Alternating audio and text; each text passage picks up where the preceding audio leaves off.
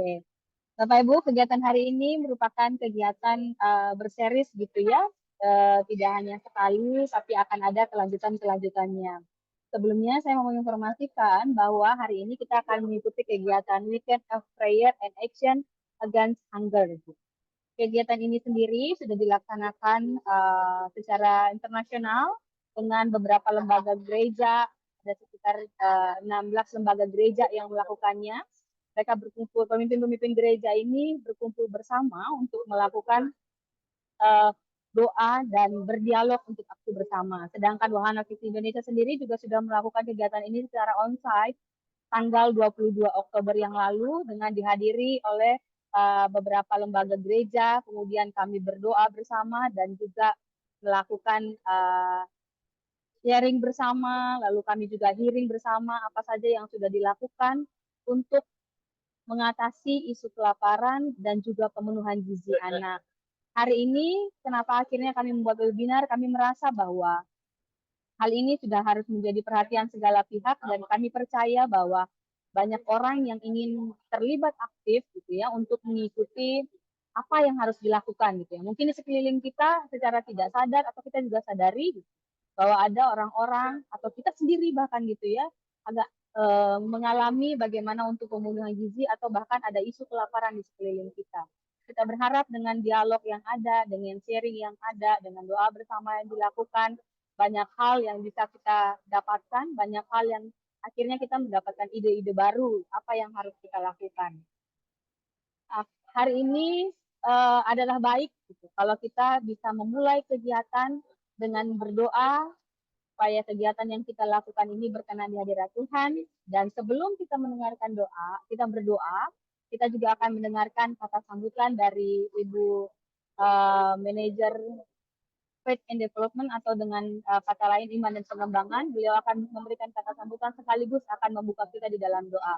Kepada Kak Natalia, saya persilakan Kak. Terima kasih Priscilla. Selamat pagi Bapak Ibu, rekan-rekan sekalian, staf Wahana Visi Indonesia dan mitra dimanapun Bapak Ibu dan rekan-rekan berada. Selamat datang kepada kita semua peserta webinar The Weekend of Prayer Against Hunger. Kami bersyukur karena momen ini boleh menjadi momen kita belajar bersama ya. Kita berkumpul untuk membahas satu tema yang sangat penting, memberi makan yang lapar, tanggung jawab Kristen dalam menanggapi kelaparan ya. Karena memang untuk The Weekend Prayer Against Hunger ini kami ada dua termin, ada termin 1 sampai bulan November nanti dan termin 2 nanti pada 2025 bulan April sampai dengan bulan Mei yang akan kita gawangi secara interfaith. Sebagai komunitas iman kita dipanggil untuk menjadi solusi di tengah dunia yang penuh tantangan. WOPAH merupakan inisiasi global sejak 2017 yang mengajak kita untuk bisa merespon panggilan ini tanpa membeda-bedakan kita berasal dari latar belakang suku, budaya, agama, apapun begitu. Dan webinar ini bukan sekedar diskusi, tetapi merupakan sebuah upaya untuk menggugah kesadaran kita tentang tanggung jawab sosial. Kita akan mendengar tentunya dari narasumber yang inspiratif. Beliau punya pengalaman dan punya background yang memadai untuk bisa mengajak kita bersama-sama masuk dalam sebuah komitmen menghadapi masalah kelaparan global, tapi terutama dimulai dari lingkungan terdekat kita.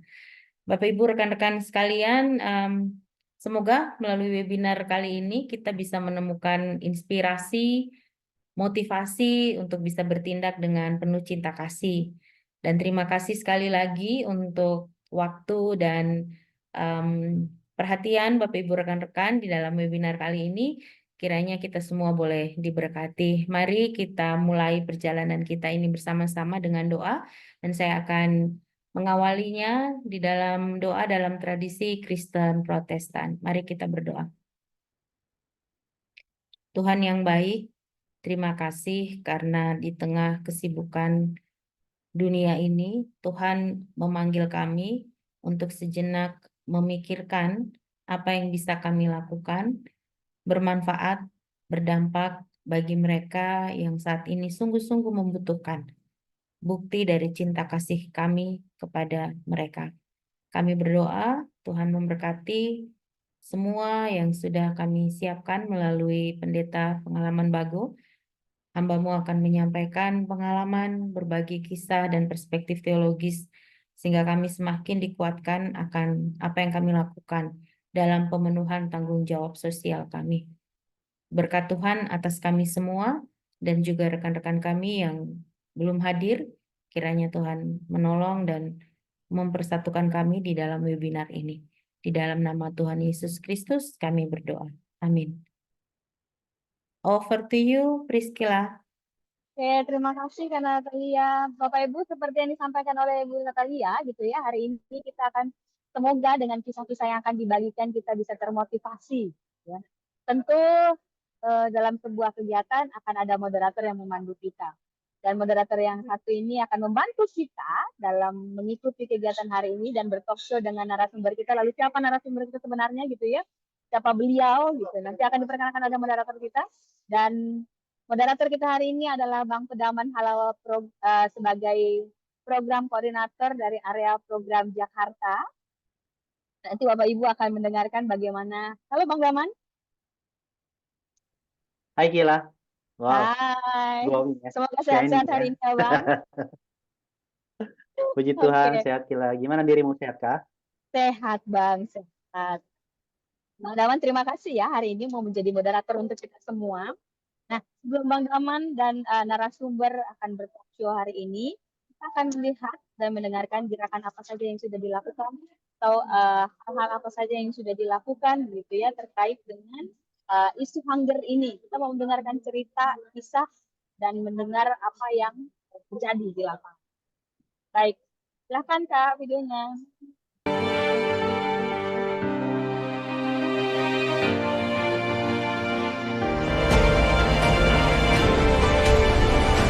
Enough.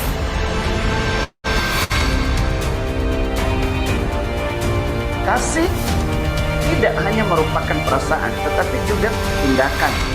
Hal ini juga mencerminkan prinsip bahwa iman tanpa perbuatan adalah mati. Shalom Bapak Ibu sekalian, perkenalkan nama saya Pendeta Afdaroji Pengalaman Bago STH. Dan saat ini saya sebagai Ketua Umum Badan Kerjasama Antar Gereja Kabupaten Nia Selatan.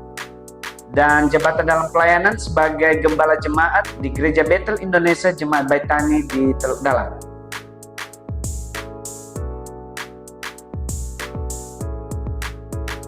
Setiap anak dan keluarga harus menikmati makanan bergizi yang cukup untuk tumbuh kembangnya.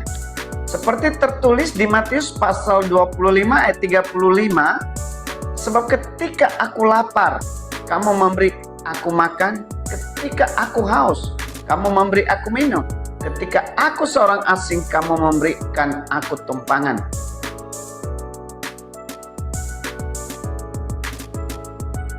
Kita perlu merenungkan apa yang dapat kita lakukan secara pribadi untuk membantu. Apakah kita cukup peka terhadap kebutuhan di sekitar kita? Apakah kita berkontribusi dengan waktu, dengan tenaga, atau dengan sumber daya kita? Harapan kami sebagai tokoh agama kepada pemerintah tentu berharap pemerintah lebih memperhatikan kesejahteraan umat. Salah satunya dengan memastikan pemenuhan gizi seimbang.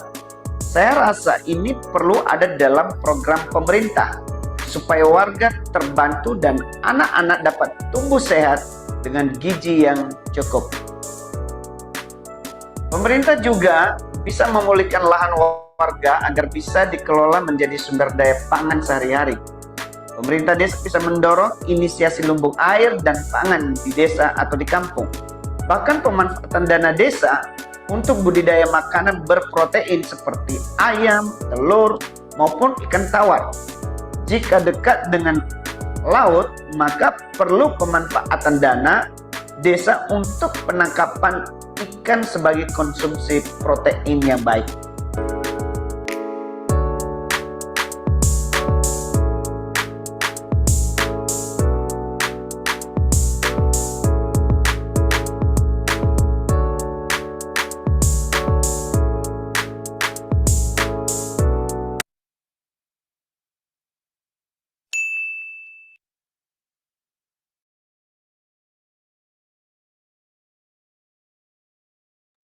Oke, Mbak Rahma, seperti yang kita lihat gitu ya, setiap anak dan keluarga berhak untuk mendapatkan gizi yang cukup. Maka dengan video tersebut menjadi pengantar untuk kita hari ini, memberi makan yang lapar, tanggung jawab Kristen dalam menanggapi kelaparan. Over to you, Bang Daman. Oke, thank you, Kila. Baik Bapak Ibu, selamat pagi, Shalom, salam kenal ya Bapak Ibu. Kita langsung bincang-bincang ya dengan narasumber kita hari ini, Pak Pendeta. Shalom Pak Pendeta. Apakah suara saya terdengar dengan clear? Oke, iya. Selamat pagi. Salam Bang Pedaman. Selamat jumpa kembali di ini ya, di udara ini. Ya, Pak Pendeta. Jadi tadi ya Kak Kila sudah sampaikan di awal ya bahwa webinar ini adalah webinar series ya. Jadi akan dilakukan secara serial. Bapak Ibu, untuk jadwal webinar selanjutnya mungkin nanti akan disampaikan oleh Kak Kila di akhir acara ya. Baik, kita akan langsung ngobrol-ngobrol dengan Pak Pendeta. Jadi seperti yang tadi video tadi disampaikan ya bahwa Bapak Pendeta ini punya nama yang cukup unik ya. Tidak banyak orang yang bisa menyebutkannya dengan tepat ya. Karena nama beliau ini bahasa Nias sih, ada bahasa Niasnya. Jadi nama beliau adalah Pendeta Alfreda Rozi Pengalaman Bago, Sarjana Teologia. Betul ya Pak? Mas. Saya lulus nih Pak. Saya lulus Iya. nih untuk bisa menyebutkan nama Bapak dengan tepat. Jadi beliau ini adalah Ketua Umum ya, Ketua Umum Badan Kerjasama Antar Gereja atau BKAG di Kabupaten Nias Selatan dan juga sekaligus sebagai Gembala Jemaat di di GBI Jemaat Baitani ya, GBI Jemaat Baitani di Teluk Dalam Nias Selatan. Wah, jadi Pak Pendeta ini orang Nias juga nih Pak, berarti kita sama nih Pak. Terima kasih. Bagaimana kalau kita webinar kali ini bahasa Nias? Kita pakai bahasa Nias aja kali ya Pak ya, biar lebih seru ya. Iya. Oke, Pak. Jadi saya tadi melihat ya bahwa di video yang Bapak sampaikan tuh bagaimana concern Bapak terkait dengan setiap anak, masyarakat bisa mendapatkan makanan yang terbaik ya, makanan yang bergizi gitu ya Bapak. Nah, menurut Pak Pendeta sendiri, apa makna perintah Tuhan Yesus nih Pak untuk memberikan makan yang lapar dalam konteks zaman sekarang ya? Tadi Bapak sudah sampaikan bahwa jika aku lapar, jika aku makan dan sebagainya. Lalu kira-kira apa Pak maknanya dari perintah tersebut terkait dengan memberi makan yang lapar dalam konteks zaman kita sekarang Pak? Silakan Pak. Iya. Pertama-tama kami mengucapkan terima kasih ya kepada Wahana Visi Indonesia yang digagas oleh bidang Faith and Development ya, dan memberikan kami kesempatan untuk bisa berbagi di pagi hari ini untuk kita semua mendiskusikan tentang sebuah topik yang sangat cukup menarik menurut kami. Terkait dengan apa yang ditanyakan mengenai makna dari perintah Tuhan Yesus sendiri untuk gereja dan relevansinya sampai sekarang ini, ya tentu ini kita harus pahami bahwa makna yang pertama memberikan kita informasi bahwa kelaparan itu bukan hanya terjadi pada zaman dahulu, ya, tapi ini akan terus berlanjut mungkin sampai akhir zaman. Terutama sampai saat ini bahwa kelaparan itu akan tetap ada, ya. Maka sebenarnya yang perlu kita perhatikan, kenapa sebenarnya terjadi kelaparan? Ini yang penting, ya. Kalau saya boleh klaster ya, secara khusus di Pulau Nias sendiri, maka kelaparan itu dari apa yang kita alami itu terjadi karena akibat bencana alam ya, gempa pada waktu itu di 2004, dan boleh dikatakan orang semua pada menjerit tidak ada bahan makanan. Karena kelaparan itu sendiri kan ketiadaan bahan pangan, ketiadaan bahan makanan. Nah, kemudian belum lama setelah itu di tahun 2019 itu kita kenal dengan COVID-19. Dan dampaknya sekarang ini orang-orang pada waktu itu kan sulit menanam, sulit beternak, sehingga ya mengalami kekurangan bahan-bahan makanan tersebut. Ya, kemudian selain itu kita juga dipapar di Pulau Nias ini tentang virus virus babi, virus Afrika apa ya, demam virus Amerika. Sampai waktu itu ternak-ternak semua pada mati ya, babi, ayam, semua. Dan kita tahu di Pulau Nias itu secara umum usaha mereka itu selain berladang juga beternak, dan ternak itu secara khusus babi dan ayam dan semua habis. Nah, jadi di Pulau Nias sendiri mengalami hal-hal yang sangat tragis seperti itu ya, kelaparan itu. Dan bukan hanya kelaparan secara ini ya, akhirnya akibat dari semuanya itu terjadilah apa yang disebut dengan kekurangan gizi, ketidakseimbangan gizi, pemenuhan gizi yang seimbang tidak ada lagi. Cerita yang penting kalaupun ada, yang penting bisa makan. Belum lagi penyebabnya secara iklim ya. Baru-baru ini di Nias Selatan sendiri sangat luar biasa ya. Kita bisa melihat bahwa di sebuah pulau namanya Pulau Telo, dan di pulau itu, Pulau Telo ini, Kepulauan Telo ini kan ada 101 pulau. Ada namanya Pulau Simuk. Ini baru beberapa bulan yang lalu. Dan itu karena iklim ya, gelombang laut besar, sehingga kapal-kapal tidak bisa keluar masuk, dan mereka menjerit di beberapa warga yang di sana. Dan tentu inilah beberapa penyebab yang membuat beberapa hal yang membuat kelaparan itu terus terjadi. Belum lagi konflik antar warga, konflik antar desa. Nah, di Nias ini juga unik seperti itu. Satu orang yang salah bisa satu kampung dengan kampung yang lain bisa bertengkar, bisa berantem, dan akhirnya tidak bisa memasuki wilayah satu dengan yang lain, dan itu bisa menyebabkan apa yang disebut dengan kelaparan ini. Ya tentu apalagi di Nias ini, Kepulauan Nias ini termasuk kategori 3T ya, tertinggal, ya terluar. Kemudian apa yang kita lihat, asal gelombang ada, kelaparan di Nias itu sudah menanti. Itu intinya. Dan kenapa? Ini yang mengakibatkan naiknya harga-harga barang yang kadang-kadang tidak sesuai lagi dengan kemampuan masyarakat. Nah, inilah kira-kira makna daripada Matius 25:35 itu menunjukkan bahwa keadaan lapar adalah tanggung jawab semua orang, siapapun. Mau kulit hitam, kulit putih, mau yang di barat, mau di timur. Karena ini bersifat kemanusiaan. Dan terlebih-lebih penekanannya ini sebagai orang yang percaya kepada Tuhan Yesus.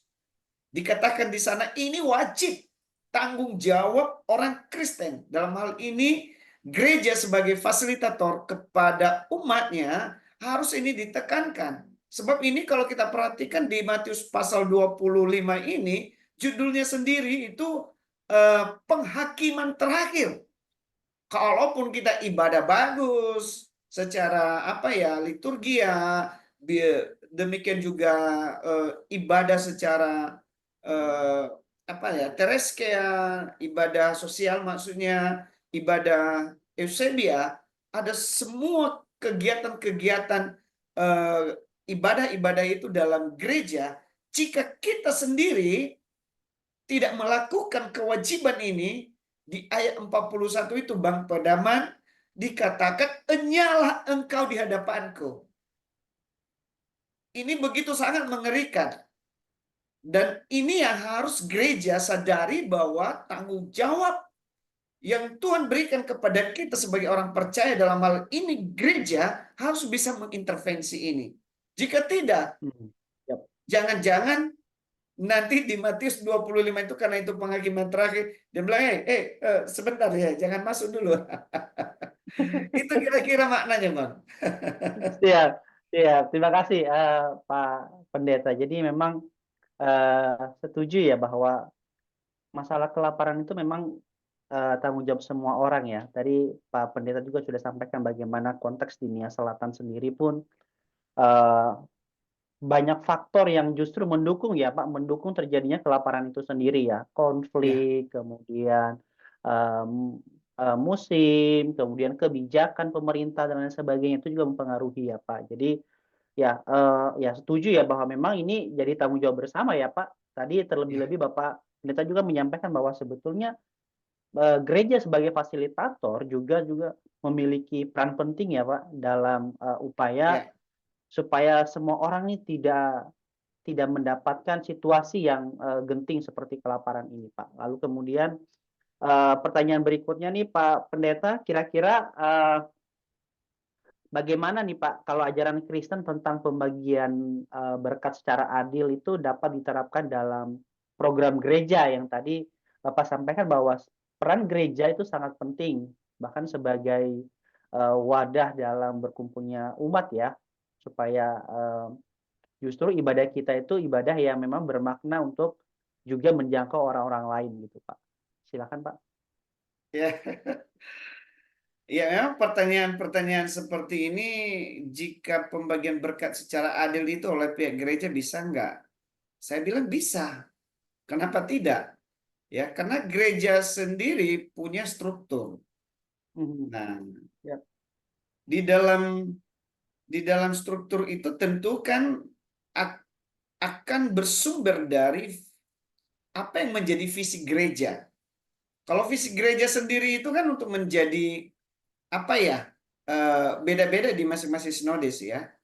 Tapi tentu gereja yang sebenarnya itu ya bagaimana mengintervensi penyelamatan terhadap dunia, terhadap umatnya, ya baik secara jasmani maupun secara rohani. Karena itu kebutuhannya, Mhm. keselamatan jasmani dan juga keselamatan secara rohani.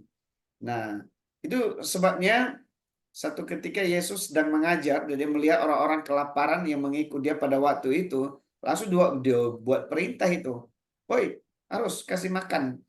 Nah, murid-muridnya cari-cari alasan itu. Waduh, ini kita ada di ini nih, di Mhm. di Tempat tempat yang terpencil ya. jauh dari kota. Ya, kalaupun kita punya uang, dari mana mau kita beli? Ya, ada aja saja alasan, tapi Yesus tidak. Kamu harus memberikan mereka makan. Ini tujuannya harus diselamatkan, bukan hanya jiwanya, rohnya, tetapi juga jasmaninya. Nah, di tujuan gereja sendiri akan itu di apa ya, dimuat, ditampung dalam misi-misi gereja. Kalau kita lihat misi gereja sendiri ada 3 ya, marturia, koinonia, dan juga Kondisinya. apa diakonia. Iya. Jadi ini kita bisa melihat bahwa apakah gereja bisa adil dalam pembagian berkat-berkat ini? Pasti bisa. Kenapa tidak? Ya, ada beberapa hal peristiwa di Alkitab juga sampai para rasul-rasul itu mengumpulkan seluruh jemaatnya, para penatua pada waktu itu supaya mereka tidak disibukkan untuk pelayanan-pelayanan meja seperti itu, tetapi mereka membentuk satu tim untuk itu. Maka sangat dibutuhkan apa yang disebut dengan struktur dalam gereja. Ini kita bisa melihat peran-peran gereja sebenarnya sudah berperan atau tidak dengan perintah Tuhan Yesus di Matius 25 ini. Lihat dari strukturnya ada atau tidak. Yang kedua, juga harus dipastikan rata-ratanya ada strukturnya. Tapi apakah berfungsi atau tidak? Nah, ini harus dipastikan juga. Kemudian, langkah berikutnya, tentu kita harus memperhatikan bagaimana gereja mengalokasikan dananya, budgetnya untuk program-program pelayanan-pelayanan sosial seperti itu. Ya, karena sangat apa ya, sangat riskan ya bagi gereja jika tidak ada programnya untuk penanganan atau intervensi dari sisi apa yang disebut dengan kebutuhan yang sangat mendasar ini, yaitu kelaparan, ya, kemudian keseimbangan gizi bagi anak-anak. Ini sangat menentukan masa depan gerejanya juga. Nah, jika anak-anaknya yang dari kecil tidak diintervensi tentang kebutuhan gizi seimbang mereka, maka gereja juga akan susah ke depan. Iya. Ya. Makasih Pak Pendeta. Jadi ya betul ya bahwa memang anak-anak ini kan masa depan bukan hanya bangsa ya, tapi juga masa depan gereja sendiri ya. Bagaimana Ya, keberlangsungan umat ya di gereja masing-masing. Saya ingat betul bahwa eh, sekarang itu makin sedikit nih anak-anak yang diantar ke gereja atau malah memilih untuk tidak bergereja. Jadi ya kadang-kadang juga kita melihat ya kira-kira keberlangsungan gereja ini apakah seperti gereja-gereja di luar sana yang akhirnya gereja itu malah jadi seperti museum ya. Tidak ada jemaat yang mau beribadah di situ dan lain sebagainya gitu. Jadi ya terima kasih Pak Pendeta ya sudah memberikan pencerahan buat kita ya. Bahkan tadi memberikan ini juga ya Pak, contoh ya ketika eh, Yesus minta murid-muridnya ya, kasih makan dong nih sekian banyak orang ini ya kan. Jadi ya memang kadang-kadang kita sebagai manusia juga ciut juga ya Pak nyalinya ya. Wah, ini kita mau iya, bantu akan banyak mereka alasan ya. uang Ya, kas nggak ada gereja uang, nggak nggak ada ada pula kan. budget, ya. Di sini nggak ada bahan makanan juga, nggak kayak di Medan, di Jakarta. Di sini Betul, juga betul. sulit, akan ada aja alasan seperti itu. Betul, betul Pak. Jadi ya itulah ya. Pasti setiap usulan bagus itu selalu akan ada diperhadapkan dengan tantangan-tantangan ya Pak, macam-macam tantangannya ya. Ya, Namun kalau kita bicara terkait dengan program yang real ya Pak, program yang real yang nyata yang bisa dilakukan oleh gereja gitu Pak. Kira-kira berdasarkan pengalaman Bapak nih sebagai pendeta di GBI Baitani, ada pengalaman nggak Pak dalam mengelola sumber daya yang ada sehingga yang tadi Bapak bilang kita tidak perlu membuat banyak alasan gitu untuk bilang bahwa kita tidak bisa menolong mereka gitu Pak. Namun ada nggak Pak pengalaman yang real yang bisa Bapak bagikan ke kita yang Bapak lakukan gitu ya? Bagaimana cara Bapak melakukannya, lalu berkolaborasi dengan siapa dan lain sebagainya Pak? iya. Puji Tuhan ya, kalau di apa yang saya sampaikan dari awal tadi bahwa kita ini memang di Pulau Nias ini sangat diperhadapkan dengan berbagai kesukaran, kesulitan yang sangat luar biasa. Dan eh, untuk menangani itu gereja tidak perlu sungkan. Ini menurut saya ini suatu keharusan bagi gereja, ya. Harus bisa mengambil bagian karena data di Nia Selatan ini, Bang, peningkatan apa ya, kemiskinan ekstrim itu semakin hari semakin meningkat.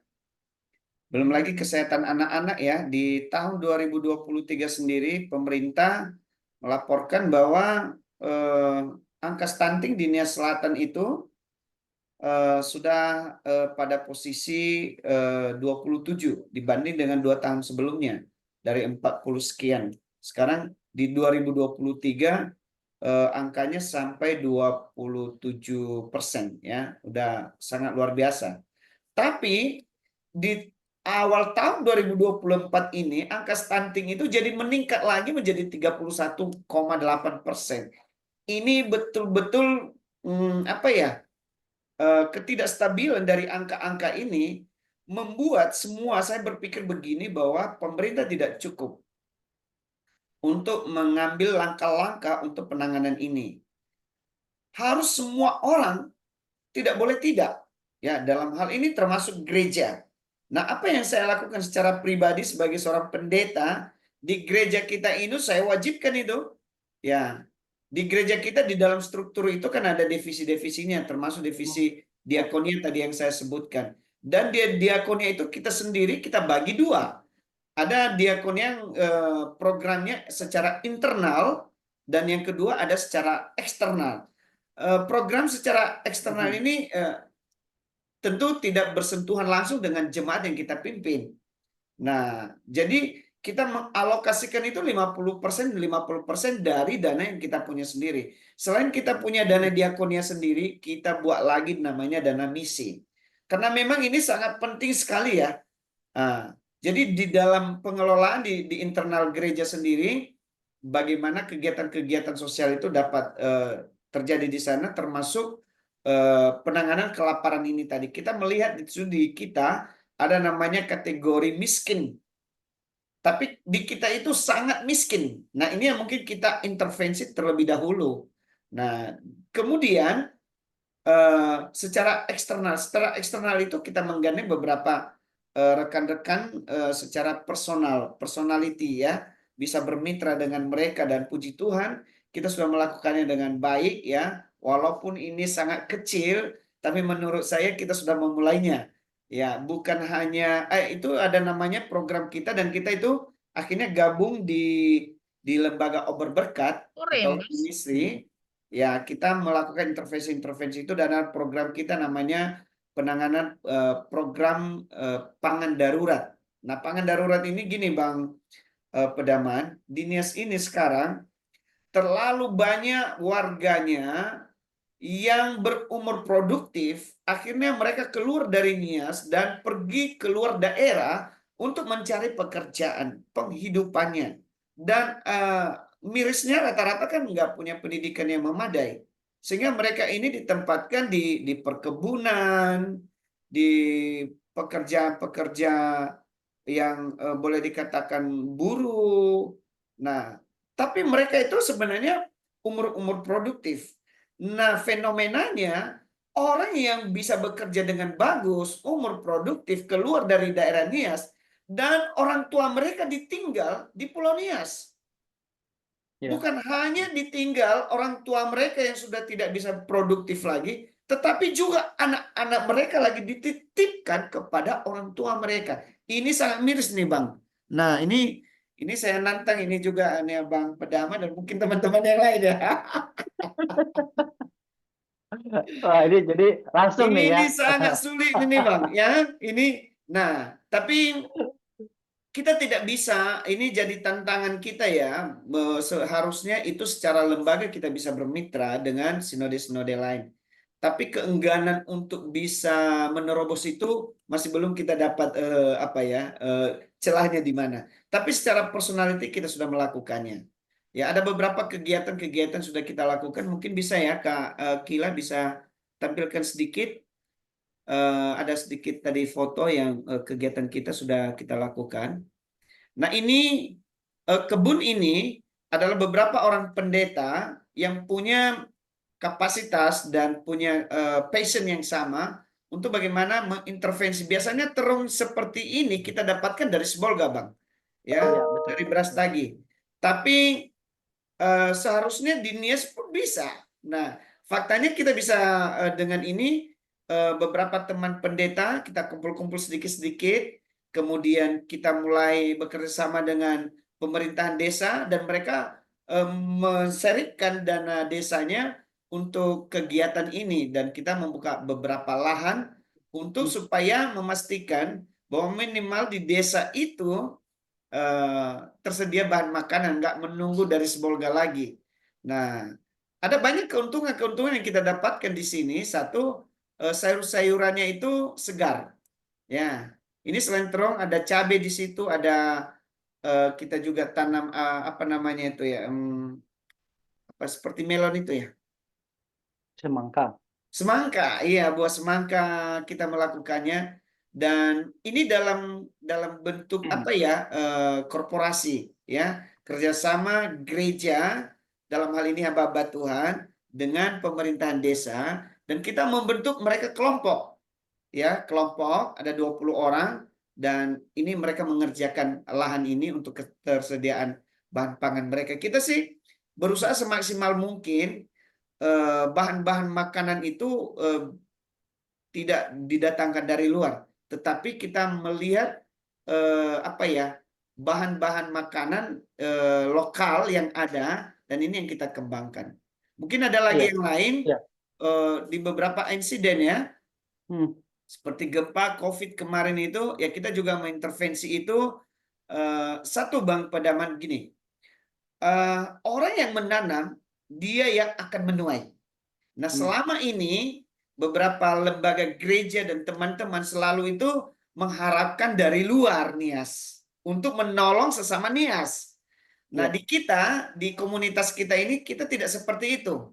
Ya, Karena kalau kita mengharapkan dari luar, misalnya dari Pulau Jawa, dari Sumatera, dari luar negeri, mereka memberikan masukan kepada kita, dan akhirnya yang kita lihat itu mereka terus yang diberkati, kita terus jadi pengemis. Menunggu, mengharapkan tangan dari luar. Tetapi ini kita mencoba sedikit mengadvise diri kitanya sendiri dengan teman-teman pendeta lain. Tidak, kita harus memulai dari diri kita sendiri. Kita kumpulkan dari diri kita sendiri. Apa yang kita bisa mampu, apa yang kita bisa lakukan. Mari kita lakukan aja dulu. Dan ya puji Tuhan ya, ini bagaimana kita menangani ini. Bahkan sedikit kita melihat orang-orang yang memang betul-betul dalam keluarga itu pernah satu saat saya sedang jalan, saya melihat anak yang disabilitas, tidur di lantai, anak lumpuh, anak perempuan, dan itu dialasin dengan karung semen itu ya, karung semen itu tinggal dicuci lalu ditempatkan di sana. Nah, sangat miris sekali apa yang terjadi dengan itu. Rumah mereka itu ada 3 kakak dengan 3 kamar tanpa pembatas. Ini juga sangat luar biasa ini. Inilah yang membuat kita teman-teman kita bisa bermitra, kita bisa saling kerjasama.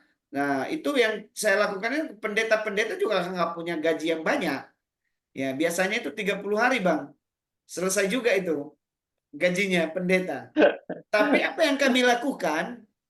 Kami memberikan apa yang ada pada kami. Pada waktu Yesus memberikan makan itu kan dikatakan apa yang ada padamu. Lalu murid-murid itu mencari apa yang ada pada mereka. Ternyata si anak-anak itu dikatakan memiliki 2 ikan dan 5 roti. Nah, saya kadang-kadang tanya sama teman-teman pendeta yang lain, hamba Tuhan yang lain, ya, kamu bisa apa? Oh, saya bisa listrik. Yang ini saya bisa kacok semen doang. Yang saya ini saya bisa pasang batu bata dan seterusnya. Akhirnya kita kumpul-kumpul. Tidak seharusnya harus ada uang, enggak. Apa yang punya tenaga silakan, yang punya waktu apa. Yang punya doa saja juga udah cukup. Dan puji Tuhan kita sudah melakukannya, dan itu yang terjadi walaupun hal-hal yang kecil tapi udah menurut kami sudah menginspirasi beberapa teman. Akhirnya di tahun ini, di tahun 2024 ini, kalau kita sendiri di komunitas kita sudah ada 5 unit rumah kita bangun. Nah, setelah mereka melihat itu, ada beberapa komunitas yang muncul, akhirnya mereka membangun rumah warga juga ada, walaupun masih ya baru mulai. Kemudian ada satu sinode juga di sini, ya termasuk sinode besar. Kemarin saya tantang mereka, masa sih semua uang itu kurang? Nah, padahal kita sudah mengkampanyekan enough ini, ya, enough campaign. Harusnya cukup, Iya, ya, dengan tidak betul, mengabaikan betul. hak-hak orang yang miskin, susah, dan kelaparan. Itu, Bang. Iya, menarik ya Pak. Tapi saya ingin tahu sedikit nih Pak.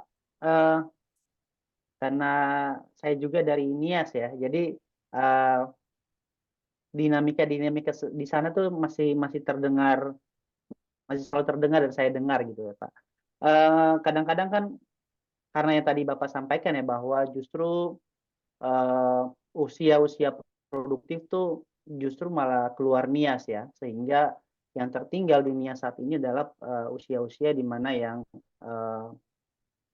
rentan, lalu kemudian di mana anak-anak dan masih ada di sana, kemudian justru orang-orang yang punya pendidikan sebagian malah merantau juga ya Pak, gitu. Nah, dari aktivitas yang Bapak Pendeta dan rekan-rekan pendeta lakukan sebagai piloting tadi Pak, ada tantangan Pak yang Bapak Ibu hadapi ketika memulai itu? Karena kadang-kadang kan kalau nihaheuda kan, kalau orang kita tuh kalau lama-lama kan susah Pak. Iya kan, mereka tuh maunya kan instan ya kan. Bapak Pendeta terlalu lama, sudahlah kita makan sagu saja dengan dua dolada atau misalnya air yang dikasih cabai gitu ya Bapak Pendeta. Nah kira-kira gimana nih Pak kalau misalnya apa tantangan seperti itu Pak? Apa tantangan lain yang Bapak dan teman-teman pendeta lain hadapi Pak? Iya, memang setiap keputusan ada konsekuensinya sendiri ya. Termasuk dari apa yang sudah kita mulai terakhir-terakhir ini dengan beberapa teman. ya akhirnya ya tantangannya ya konsistensinya ya. Itu yang pertama. Ya, kadang-kadang di awal-awal itu semangat, ya masih mau, tapi di lama-kelamaan ciut dari 10 orang jadi 8, 6, tinggal 2, tinggal 1. Kalau sekarang ini sendiri mungkin tinggal 1, 2 orang yang terus gerak-gerak gitu. Itu dari sisi itu ya, konsistensi. Tantangan berikutnya adalah opinion. Nah, saya sendiri mengalaminya, oh itu kan Pak Bagong nggak apa-apa, dia bisa lah, dia kan dapat duit dari WVI gitu besar itu, malah dia makin gemuk, yang lain makin kurus dibuatnya.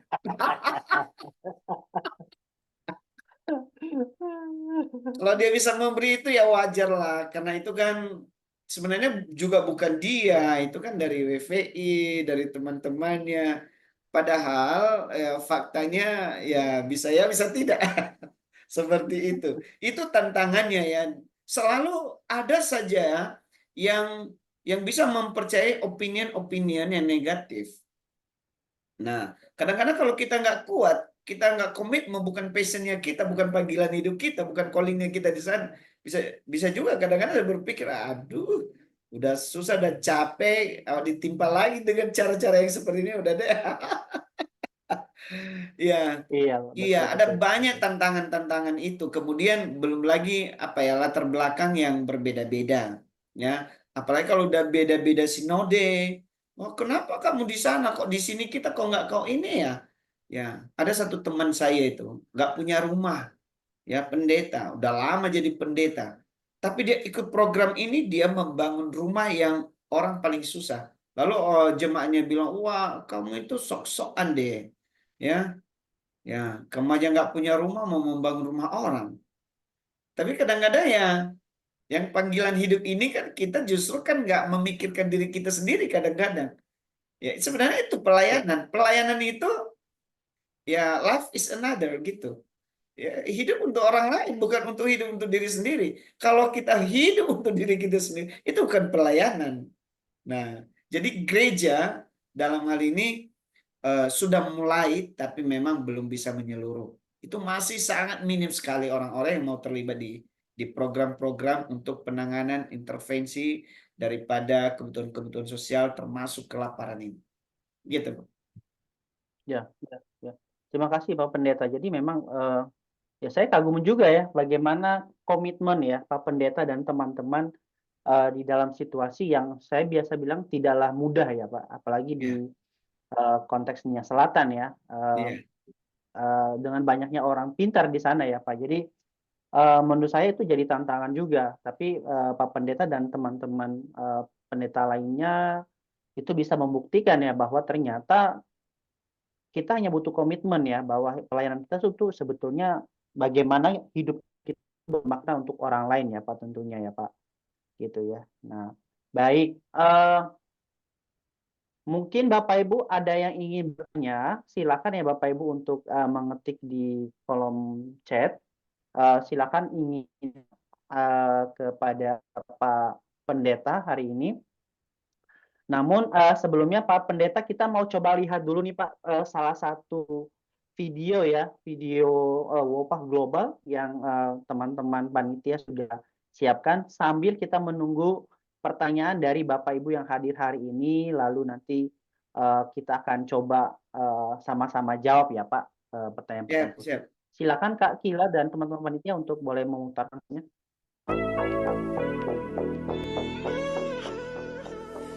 Okay. You ready? Yeah. Go forth Go forth and share your food with the hungry. and share your food with the hungry. Go forth Go forth and provide the wanderer a shelter. and provide the wanderer a shelter. God will guide you always, God will guide you always, and you will be like a well-watered garden, and you will be like a well-watered garden, like a spring whose waters never fail. like a spring whose waters never fail. The grace of the Lord Jesus Christ, the grace of the Lord Jesus Christ, and the love of God, the love of God, and the communion of the Holy Spirit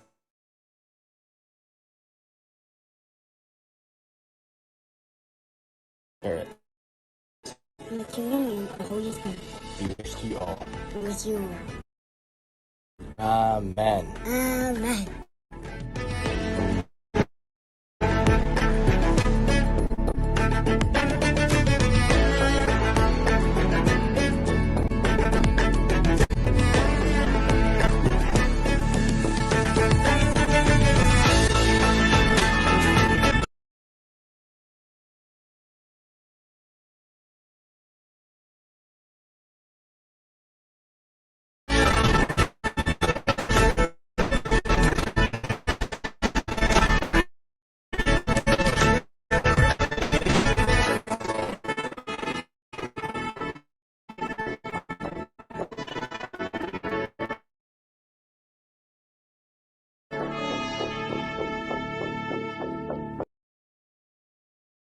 Ya, oke, terima kasih Kak Kila dan teman-teman untuk videonya.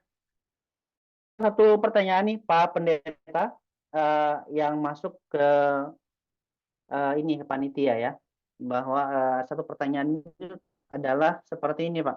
Mungkin tadi Bapak juga sudah sempat ini ya menyinggungnya ya, bahwa apa yang paling menantang Pak, atau tantangan apa yang paling besar dari pemberdayaan masyarakat yang melibatkan gereja? Kira-kira apa nih Pak pertanyaannya, apa tantangannya Pak? Itu sebenarnya sulit diungkapkan itu ya. Karena gini, ada pernah teman saya bilang begini, kita kalau lihat ya para preman di jalanan, di kedai kopi suruh kumpul, ayo kumpul, itu cepat itu, ngumpulnya cepat. Tapi kalau suruh para pendeta ngumpul bersama, itu harus diatur jadwalnya begitu harus tertata, terencana, teratur, dan terarah. Sebab kalau tidak, mungkin itu sangat sulit. Jadi tantangan pertamanya itu bagaimana menyatukan antara satu pendeta satu dengan pendeta yang lain. Itu sangat sulit sekali untuk bisa bersatu. Saya juga nggak tahu ya kalau di mana di luar ya. Tapi kalau di Selatan ini sendiri, itu perkara yang sulit. Belum aja kita berbicara tentang program, tentang pengorbanan, tentang apa yang harus kita lakukan, ngumpul aja udah susah.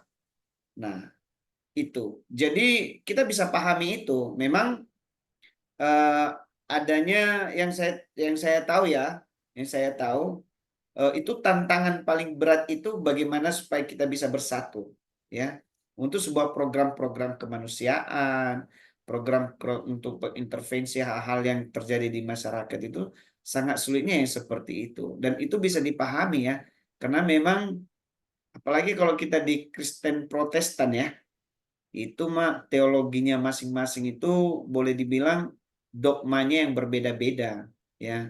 Belum berbicara tentang liturgisnya, belum berbicara tentang ini gerejaku, kami lebih besar, kamu masih kecil, dan seterusnya. Itu kami senior, kamu masih junior. Itu tantangannya sebenarnya. Nah, yang kedua memang tantangan berikutnya itu ya memang bagaimana diri kita sendiri menghidupi, masuk di dalam kehidupan mereka sebenarnya, yaitu masyarakat itu sendiri, umat itu sendiri. Nah, ini jarang-jarang antara langit dan bumi. Ya, orang yang kita layani itu nggak punya pendidikan yang memadai. Lalu kita datang-datang membawa pendidikan kita yang sudah S1, S2. Kadang-kadang itu koneksivitasnya itu sangat sulit. Nah, jadi kalau kita tidak up-down, betul-betul punya hati untuk merendahkan hati kita datang ke mereka, ini rata-rata di sana kita berbentur. Jadi menurut saya tantangan terberatnya itu sulitnya bersatu. Oh, jadi tantangan dalam ini ya Pak, dalam hal itu adalah bagaimana menyatu perbedaan-perbedaan denominasi tadi ya Pak. Karena Ya, kalau kita lihat di Nia Selatan tuh satu desa itu bisa ya 4, 5, 6 denominasi gereja ya Pak dalam satu desa ya. betul, betul. Kalau saya lihat ya. Dan itu bisa juga jadi selain itu sebuah opportunity, itu bisa jadi tantangan juga ya Pak. Jadi ketika Iya, misalnya menyasar satu dua jemaat itu ternyata dari denominasi lain akan timbul suara-suara yang nggak enak. Wah, pantaslah dia dibantu karena denominasi ini kan. iya, iya, betul. Begitu ya. Ya itulah ya Iya. Di saya kan sekarang tantangannya. ini Tapi sebagai ketua BKG ya di sini. Harusnya saya punya akses untuk semua gereja ya, bisa bisa ini ya, bisa berkolaborasi, bisa berdiskusi. mm, Tapi memang tidak hanya di tatanan itu ya, juga memang karena faktor kesibukan ya. Kita tahu sekarang kesulitan apa ya ekonomi keuangan di Pulau Nias ini secara khusus Nias Selatan sangat-sangat luar biasa. Dan orang semua disibukkan oleh tugas-tugasnya masing-masing. Akhirnya untuk bisa berkumpul satu dengan yang lain udah sulit. Ini juga bisa memicu itu juga. betul betul. Ya, belum lagi kecurigaan-kecurigaan Betul. tadi itu jangan-jangan ada maksudnya ini dan seterusnya itu seperti itu. Ya, dulu Pak Sylvester ya, sampai sekarang pun kita sebetulnya punya ini ya, punya satu semangat di Nia Selatan ya, bahwa bagaimana kita melihat seorang anak itu adalah individu yang paling berharga ya, bahwa Ono Harato Sebua. Ya, Bagaimana seorang anak itu kita sebuah eh, anugerah ya yang besar, kemudian harta yang paling besar, lalu kemudian tadi Bapak juga sampaikan bagaimana intervensi yang Bapak dan teman-teman lakukan untuk bisa memastikan anak-anak ini bisa mendapatkan makanan yang terbaik. Dan tadi Pak Pendeta sudah sharingkan beberapa foto ya bahwa kita nggak perlu gitu ya, tidak perlu mengekspos sebuah hal yang besar, kita cukup melakukan dan konsisten melakukan hal-hal yang kecil. Tadi seperti Bapak sampaikan bahwa kebun gizi bagaimana memastikan bahwa masyarakat bisa mengakses, bisa terbiasa memakan sayur dan sayur ini dekat dengan mereka. Lalu yang ingin saya tanyakan Pak, kira-kira sejauh ini apa dampak dari kebun gizi yang Pak Pendeta dan teman-teman sudah lakukan selama ini Pak kepada anak-anak di Nia Selatan? oh ya, ini ada satu contoh ini keluarga yang kita intervensi, Bang. Tadinya di keluarga ini mereka punya 2 anak kecil, kemudian si bapak kepala keluarganya sudah berumur ujur juga, walaupun dia masih bisa kerja sebagai tukang ya di rumah orang, tapi istrinya itu mengalami gangguan jiwa. Nah, apa yang terjadi itu sudah ada di area itu berpuluh-puluh tahun. Rumah mereka sudah sangat tidak layak. Kalau di malam hari ini satu langsung bisa tembus itu lihat bintang di atas semua. Kalau hujan langsung turun tanpa ini juga. Apa yang kita lakukan di sana? Selain kita mengintervensi memindahkan mereka dulu dari tempat yang lama ke tempat yang baru, dari tempat yang kumuh yang tidak sangat layak itu kepada tempat yang layak. Dan kemudian di area rumah mereka itu kita membuka apa yang disebut dengan kebun gizi ini. Nah, bagaimana memastikan mereka itu tidak hanya mendapat tempat tinggal yang layak, dapat listrik, kemudian kita pastikan mereka juga harus makan. Nah, jadi bagaimana apa yang harus kita lakukan? Kita mencoba mencari tadi bibit-bibit bahan makanan lokal yang ada, kita menanam di sana sayur-sayuran. Kemudian selain itu untuk keseimbangan gizinya kita mencoba memberikan mereka juga sumber-sumber daripada nutrisi hewani. Jadi kita buat kolam ikan sedikit di tempat mereka dan apa yang terjadi dampaknya adalah sekarang ini selain mereka semakin lama semakin sehat ya dari kemarin ada busung sampai gini perut anak-anaknya ya karena bapaknya ini pergi nukang, ditinggal sama istri yang gangguan jiwa, itu makan tidak makan itu anak-anak. Nah, sudah bahan makanan tidak punya dan dikelola oleh orang yang kurang tepat, dan ini mengakibatkan banyak akhirnya dampak-dampak yang negatif. Ketika kita mulai intervensi itu, si ibu ini yang gangguan jiwa, akhirnya dengan taman kita buat itu seperti taman bunga, dia perlahan-lahan dia sudah mulai bisa bekerja di sana. Dan kemudian dia mengelola kolam yang sudah kita buat, walaupun sangat kecil. Kemarin itu kita hanya intervensi awal saja. Dan akhirnya si ibu itu dari hari ke sehari sekarang sudah mulai bisa membersihkan dirinya. Sekarang sudah mulai bisa memasak untuk anaknya. Dan kita bisa melihat anak-anaknya sekarang sudah mulai bisa sehat. Mereka bersekolah dengan baik. Jadi dampak dari itu boleh dikatakan ya kami sangat bahagia juga melihat mereka, dan orang-orang yang di sekitar mereka tadinya bilang begini sama kami, jangan Pak, itu bapaknya itu main judi aja itu. Udah minum minuman, alkohol aja kerjanya. Ya, main masang togel aja ya. Kerjanya itu ya masang-masang angka-angka itu ya. Ketika kami datang, kami wawancarai, kami tanya-tanya, akhirnya kami ambil kesimpulan, orang ini harus diintervensi, tidak boleh tidak. Apakah dia baik atau tidak? Oh, enggak, ke gereja-gereja dan macam-macam lah ya. Banyak warga yang ngomong seperti itu. Oh, dia pantas itu miskin. Dia orangnya nggak peduli, malas dan seterusnya. Minum, main judi. Akhirnya kita tidak. Kita harus intervensi. Dan dampak dari itulah akhirnya si bapak juga udah mulai membawa istri dan anak-anaknya ke gereja.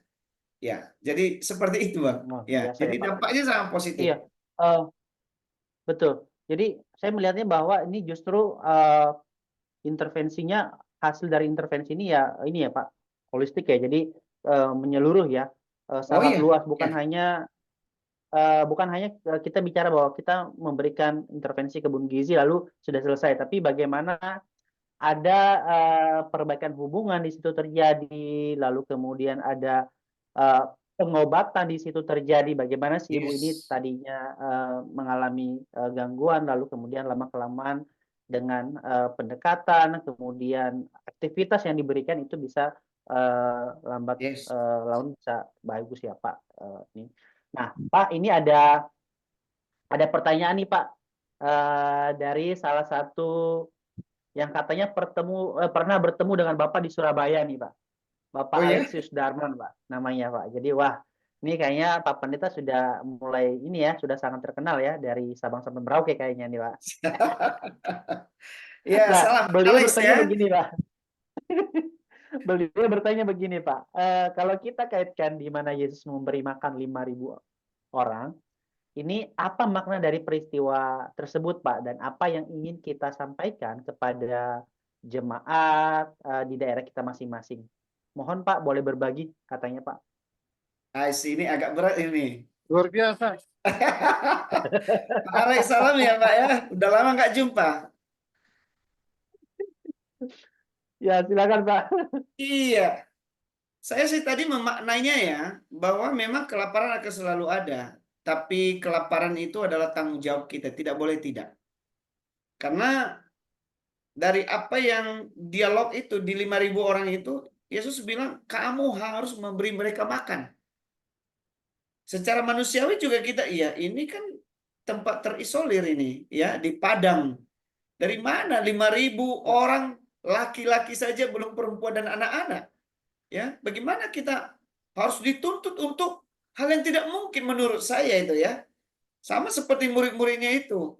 Ya, tapi Yesus bilang tidak. Kamu harus memberikan mereka makan. Dari mana kita memulainya? Yesus bilang, apa yang ada padamu. Jadi selalu kalau kita mau melakukannya, bukan dari apa yang kita tidak punya atau kita tidak mampu, tetapi apa yang ada pada kita. Coba bayangkan, orang dewasa tidak bisa melakukannya. Tapi justru anak-anak kecil lah yang justru di saat itu jadi pembawa mujizat yang besar. Dengan 2 ikan dan 5 roti itu. Jadi maknanya ini kewajiban. Apalagi di Matius 25 itu tadi itu masa Itu penghakiman terakhir loh katanya. Jika orang tidak mau masuk di area ini, program, rencana, dan kehendak Tuhan ini, wah itu kita akan pertanggungjawabkan pada akhirnya. Jangan sampailah dibilang, Pak Bago, jangan masuk dulu. Kamu belum tuh, banyak itu yang lapar-lapar. Iya, iya, iya. Iya. Oh, menarik ya Ini Pak. ada Berarti angkat, ya angkat tangan itu apa Bang. yang ada padamu ya. Ada Amal Delta Betul, ya. ada. Ayo, Pak angkat Ahmad tangan Delta itu. ya. Mau Ini ngomong itu ya? Pak Ahmad Delta nih berarti. Iya, silakan Pak Ahmad Delta. Oke, terima kasih kesempatan yang diberikan kepada saya. Ini tadi saya dikritik oleh Pak Pendeta Afudal Bago. Saya pikir kalau seandainya semua para pendeta berpikir seperti Pak Sejahtera lah Nia Selatan ini, Pak. Amin. Iya. Tapi saya bahagia ada Bapak bersama dengan saya. Ini rekan kita ini, Pak. Ya, Jadi silakan, Pak. materi siang hari ini sangat tertarik saya. Yang kebetulan ini adalah bagian daripada kemanusiaan. Dan tentu sebagai insan manusia ciptaan Tuhan, kita wajib peduli terhadap apa realita yang dialami oleh masyarakat kita. Bahkan akhir-akhir ini Nia Selatan ini terkenal dia dalam hal keburukan, bukan dalam hal kehebatan. Pertama, stunting yang begitu besar nilainya, bahkan menjadi konsumsi tingkat nasional, bahwa Nia Selatan termasuk jelek. Sama dengan apa namanya itu yang di Telo itu, malaria ya. Oh Jadi, iya, bencana ya. Ya, jadi sudah menjadi Malaria. bencana besar di Pulau Nias, sehingga saya berpikir, loh kok begini ya Nias saya ini, tempat saya tinggal, tempat saya menginap dan saya hidup, betapa tak ada pengurusan, baik itu dalam pemerintahan maupun dalam bentuk apapun. Jadi menurut kami di sini bukan hanya satu bidang sebetulnya yang bisa menggerakkan bagaimana agar masyarakat kita ini tertindas dalam ekonomi, tertindas dalam berbagai aspek, terutama kecukupan dari makanan. Saya teringat dengan program-program pemerintah, ya. Pak Jokowi, Pak Prabowo, dia punya program yang sangat luar biasa, akan memberikan makanan gratis kepada para pelajar. Dan itu satu nilai yang sangat bagus buat kita. Bahkan akan ada makanan yang bergizi diberikan kepada masyarakat. Dan dilanjutkan dengan kegiatan-kegiatan ke depan juga nantinya kita tidak tahu paslon yang menang ini apakah mereka juga berpihak kepada masyarakat agar asumsi asupan makanan bergizinya itu bisa mereka terima. Namun hal ini kita bisa sambut dengan baik bahwa itu program Pak Prabowo yang sangat-sangat baik, sehingga ada rasa percaya diri kita ke depan bahwa gizi dan makanan ini lagi menjadi kekurangan kita di Nia Selatan. Yang berikut yang saya pikirkan bahwa tidak selamanya pemerintah akan memberikan itu kepada kita, tetapi bagaimana pemberdayaan masyarakat. Tadi disinggung oleh Pak Pendeta Bago mengatakan bahwa gereja juga berbuat. Sepakat kita Pak, semuanya gereja berbuat, namun belumlah maksimal ya, belum maksimal. Seperti Pak gerejanya Pak Pendeta Bago sudah melakukan dengan baik, saya tahu persis. Demikian juga di gereja saya di BNKP juga, di Jemaat Yohanes juga sudah berbuat ya. Ada kegiatan-kegiatan diakonia. Namun gereja-gereja lain yang belum ini yang harus kita support ya. Artinya ada satu kepedulian. Di samping itu masyarakat juga diperdayakan ya. Karena ada satu pandangan saya kepada masyarakat kita. Mereka lebih tertarik ke luar kota. Mereka pergi ke seberang bahkan mereka tinggalkan kampung halamannya, meninggalkan rumahnya hanya untuk mengadu nasib. Itu boleh-boleh saja. Tetapi pandangan ini salah saja. Kenapa di ini ya, Kabupaten Ternate itu tidak jauh beda dengan tanah yang ada di sana. Toh juga mereka di sana itu bertaninya, bukan nggak berada di kantor atau berada di apa namanya itu tempat yang nyap, toh juga di perkebunan. Tetapi gimana cara agar mereka yang ada di Nias ini bisa terberdayakan dan bisa kita berikan pandangan bahwa tanah yang subur maka kita kelola baik.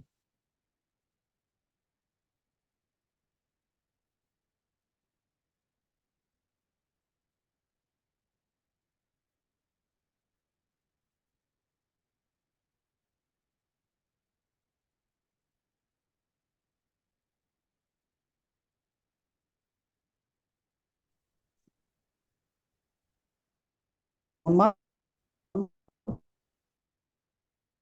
bisa didengar?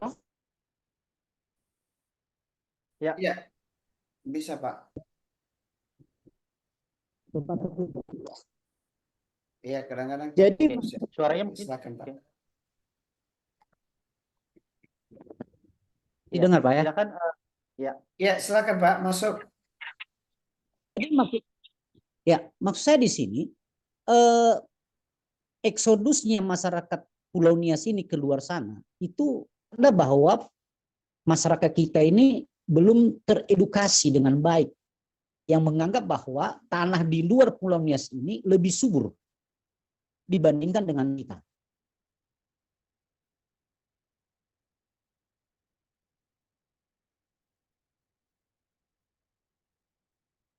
Oke, ya sepertinya ada masalah sinyal ya, Pak Pendeta ya. Iya, oke. Kalau saya bisa melihat tadi bahwa kadang kalau dari Pak Madelta tadi sampaikan bahwa sebetulnya kita tidak kekurangan program ya Pak. Tadi ya Pak Madelta sampaikan ya, banyak sekali. Tapi bagaimana kita bisa bersatu dengan denominasi yang berbeda-beda, lalu kemudian itu bisa menjadi salah satu kekuatan yang besar. Lalu kemudian bagaimana kita mengedukasi masyarakat ya Pak, bahwa sebetulnya Nias Selatan tuh tanahnya nggak kalah ya, nggak kalah juga dengan tanah-tanah di luar sana gitu ya Pak. Ini jadi refleksi buat kita bersama nih Bapak. Nah, kembali ke situ, ini akan nyambung dengan apa yang disampaikan oleh Bapak Madelta tadi, bahwa dengan banyak denominasi gereja yang ada di Nias Selatan nih Pak Pendeta, lalu kemudian kita harus melihat juga bukan hanya banyaknya denominasi, tapi ada kepercayaan, ada agama lain yang ada di Nias Selatan Pak. Nah, kira-kira dengan banyaknya denominasi, lalu kemudian kita punya cita-cita bagaimana semua denominasi ini bisa bersatu. Kira-kira bagaimana nih Pak caranya supaya semua bisa bersatu, termasuk oleh agama-agama atau kepercayaan lain yang ada di Nias Selatan untuk mewujudkan Nias Selatan yang lebih baik Pak. Pak Pendeta, silakan Pak. Ya, terima kasih ya buat Pak Madelta bisa bergabung lah dulu ya. Iya, ini teman yang cukup apa juga ya, punya jiwa sportif dan juga siap untuk bertempur. Terima kasih Mbak buat ini ya, buat bahan-bahan pemikiran untuk membicarakannya Selatan ini ya. Mungkin ke depan ini memang harus kita bisa mengelola apa yang disebut dengan perbedaan menjadi sebuah kekuatan. Nah, bahwa perbedaan-perbedaan itu pasti ada, tapi ini sebenarnya bagaimana cara kita mengelolanya menjadi sebuah kekuatan untuk bisa ya membicarakan, mendiskusikan apa-apa saja yang harus kita lakukan sebenarnya ke depan ini. Bukan masalah besar kecil, bukan masalah dogma, bukan masalah liturgis atau macam-macamnya, tapi sebenarnya bagaimana kita fokus pada sebuah tujuan, bagaimana gereja bisa berperan untuk bisa mengambil bagian mengintervensi umat yang memang memiliki kebutuhan-kebutuhan khusus seperti itu. Ya, jadi mungkin ke depan ini ya ini sudah ada satu, saya dua, ya mungkin ada yang lain-lain ya, mungkin saya belum bisa ini deteksi ya, dan termasuk dari luar ya, Pak Pedaman sendiri, ya kita bisa ini diskusi lanjutan untuk ini, apa yang harus kita lakukan ke depan. Ya. Siap. Oke, baik Pak. Satu pertanyaan terakhir nih Pak Pendeta dari Pak Ahmad Kefas atau Bapak Kevin GE menanyakan nih Pak, salam memberkati Pak Pendeta Bago, apa hal penting yang dilakukan oleh gereja untuk menyeimbangkan antara kehidupan melalui makanan rohani dan juga makanan jasmani bagi jemaat yang dilayani Pak? Itu Pak pertanyaan iya. terakhir Pak. Iya sama tadi itu ya dengan Pak Alex ya dari Iya. mana, dari Surabaya ya. Iya, jadi memang itu sangat sangat alkitabiah ya. Yesus sendiri berkata di Matius 4 ayat 4, manusia tidak hanya hidup dari roti saja, tetapi juga oleh pemberitaan-pemberitaan firman Tuhan. Apa mau kita katakan di sini? Ya. Bahwa kita ini orang-orang di gereja harusnya ketika kita ingat firman Tuhan, itu kan makanan rohani. Lalu makanan jasmaninya tidak boleh diabaikan. Atau makanan jasmaninya tidak boleh dikedepankan. Lalu kebutuhan rohaninya dikesampingkan. Tidak. Itu tidak seimbang. Jadi memang harus kita lakukan itu bagaimana kita menyeimbangkan kebutuhan jasmani dan kebutuhan rohani. Makanya di gereja sebenarnya ya akan ditentukan alokasi budgetnya. Ya, pembinaan rohani it's okay. Tapi bagaimana dengan pembinaan jasmaninya? Harusnya seimbang. Kalau menurut saya itu ya kalau bisa 50-50 kenapa tidak? Ya. Karena kalau kita ini hanya rohani saja, akhirnya yang jasmani ini ya akhirnya sangat sangat riskan, sangat miris untuk bisa kita menanganinya terlalu lama. Ya, coba di gereja ada nggak yang namanya bagaimana mengajari orang bisa bertani dengan baik, bagaimana kesehatannya, bagaimana dengan cara mengelola makanannya, bagaimana mengadakan bahan-bahan makanan yang cukup untuk keseimbangan daripada nutrisi dan gizi anak-anak. Apakah kita sudah melakukan itu? Faktanya belum. Ada yang satu-satu, tapi itu juga belum membangun mekanismenya.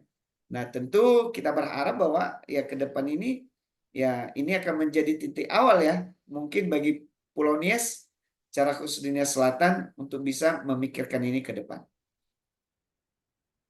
Oke. Makasih Pak Pendeta. Oke, Pak, ini itu pertanyaan terakhir dan wah ini masih banyak sebetulnya yang ingin kita bisa diskusikan nih Pak, tapi waktu kita juga yang membuat kita ini ya harus rehat nih ya untuk masuk ke sesi berikutnya di waktu yang nanti akan disampaikan oleh Kak Kila. Namun Pak, ada kira-kira statement terakhir Pak yang Pak Pendeta ingin sampaikan melalui webinar kali ini Pak untuk kita semua? Oh ya, baik, terima kasih buat teman-teman panitia ya sudah menyelenggarakan ini dan kami dilibatkan untuk bisa mengambil bagian di dalamnya. Satu hal memang ke depan ini bahwa firman Tuhan berkata hari-hari ini semakin jahat. Bahkan di 2 Timotius berkata hari-hari ke depan ini semakin sukar. Artinya kelaparan sudah di depan mata. Dan isu-isu global juga mengatakan hal yang sama ya. Bukan hanya Alkitab, tapi juga ilmu sains dan teknologi mengatakan hal yang sama. Itu sebabnya ini sangat penting untuk pribadi, untuk gereja-gereja bisa memulai berkolaborasi. Ya, kita tidak cukup sendiri, kita tidak mampu untuk itu. Tapi dengan berkumpul 1, 2, 3 orang, firman Tuhan berkata, aku ada di tengah-tengah mereka. Kemitraan itu sangat penting di akhir zaman ini. Ya, sudah harus merobohkan tembok-tembok yang semakin besar di antar gereja, di antara personality. Ya, mari kita membangun hubungan-hubungan antara kita dengan Tuhan, kita dengan sesama, dan Mari kita fokus pada apa yang Tuhan mau, apa yang Tuhan kehendaki, supaya kita harus memberikan mereka makanan, dan itu adalah tanggung jawab saya dan kita semua. Tuhan memberkati. Demikian, Pak. Thank you. Baik, terima kasih Pak Pendeta untuk diskusinya pada pagi hari menjelang siang ini ya Pak. Banyak hal yang bisa kita pelajari ya, banyak hal yang bisa kita lakukan juga Pak, untuk bukan hanya sekedar hidup, tapi bagaimana kita membuat hidup dan pelayanan kita ini lebih bermanfaat dan bermakna untuk banyak orang. Terima kasih Bapak Ibu untuk waktunya. Untuk itu saya serahkan kembali ke Kak Kila untuk mengambil alih. Baik, terima kasih Bapak Pendeta, terima kasih Bang Daman dan juga sebagai Iya, moderator terima hari kasih, Kak. ini. Ya. Ada banyak hal yang saya juga dapatkan. Kemudian saya teringat gitu ya, bahwa tadi bicara banyak yang ditanam gitu ya. Kemudian saya ingat dengan satu quote gitu, tanam yang kamu makan, makan yang kamu tanam. Gitu. Jadi iya gitu ya.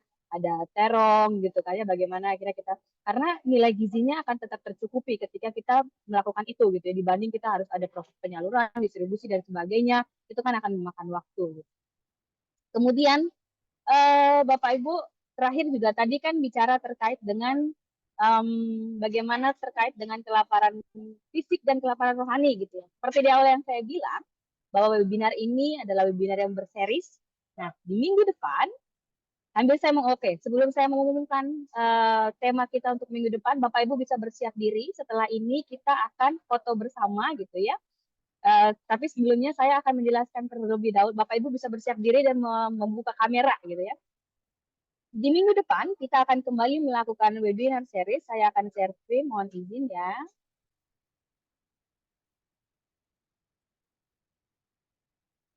Oke.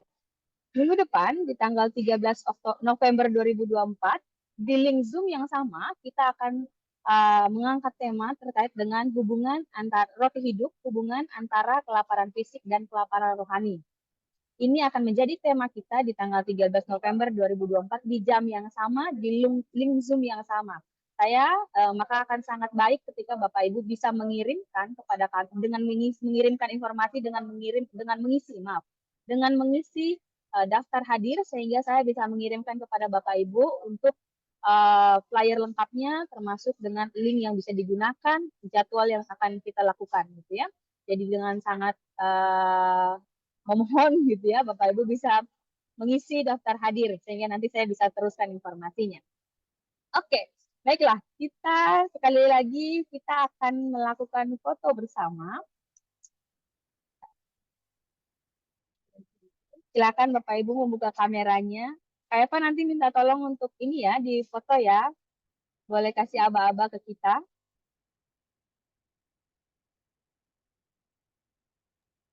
Foto sambil nyapa nih Pak JM ini.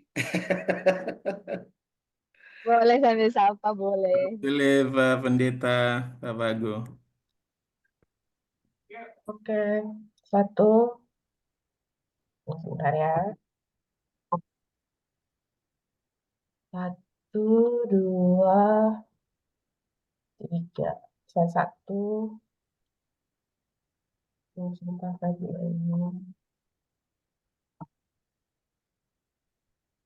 Saya dua ya. Satu, dua, tiga. Oke. Baik, terima kasih Kak Eva. Bapak Ibu tadi kita sudah buka dengan doa ya, maka kita akan menutup ini juga, kegiatan hari ini juga dengan doa. Maka dengan waktu yang sudah diberikan, kami juga akan memberikan waktu untuk doa tutup ini, sekaligus mungkin doa berkat juga untuk kita semua gitu ya. Pada Pak Bago kami persilakan, Bapak Pendeta Bago kami persilakan. Baik, terima kasih. Mari kita bersatu dalam doa. Bapa yang baik, Allah yang kudus, yang mulia, gagah dan perkasa, Allah yang telah menyelamatkan tubuh, jiwa, dan roh kami, Allah itu yang kami sembah di dalam nama Tuhan Yesus Kristus. Kami bersyukur, kami berterima kasih bahwa pertemuan diskusi kami pada hari ini, dari awal pertengahan hingga telah berakhir dengan anugerah Tuhan. Banyak hal yang sudah kami diskusikan, kami sudah bicarakan, namun kami sangat terbatas untuk mengeksplorasinya.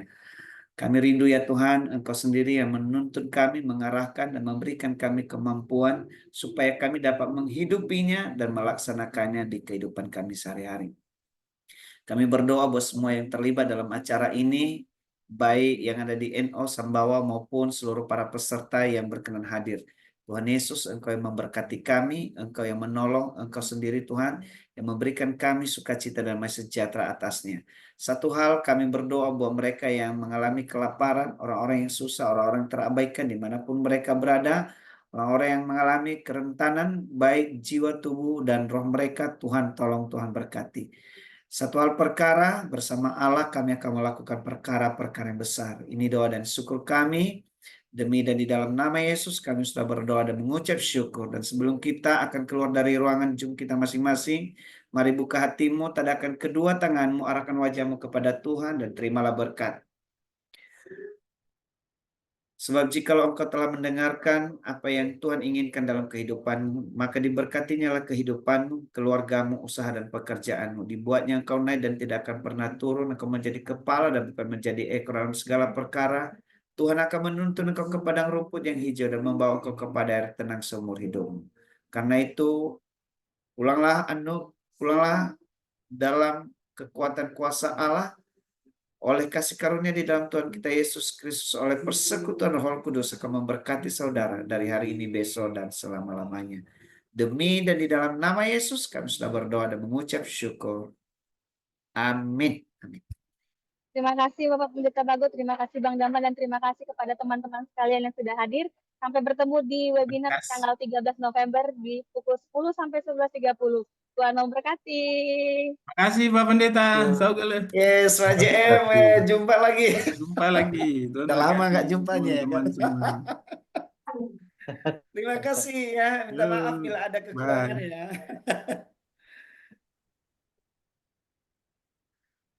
Tadi saya lihat Oke. kok Surya juga ada ya.